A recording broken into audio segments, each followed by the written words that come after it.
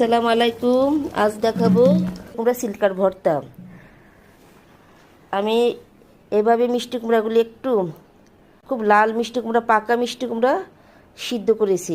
সিদ্ধ করে কাঁচামরিচ সহ সিদ্ধ করে একদম পানিটা শুকিয়ে ফেলেছি। শুকিয়ে ফেলে তারপরে পিষে নিয়েছি।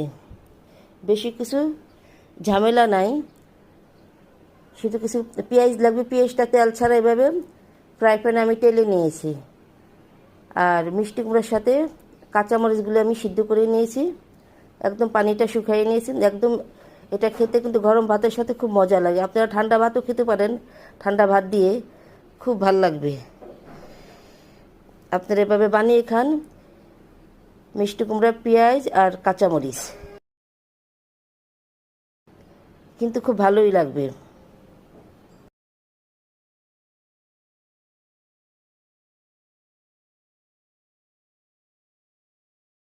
কিছু পেঁয়াজ দিয়ে দিলাম, প্রায় 2টার মতো আমি পেঁয়াজ নিয়েছি। এভাবে তেল ছাড়া তেলে নিয়েছি।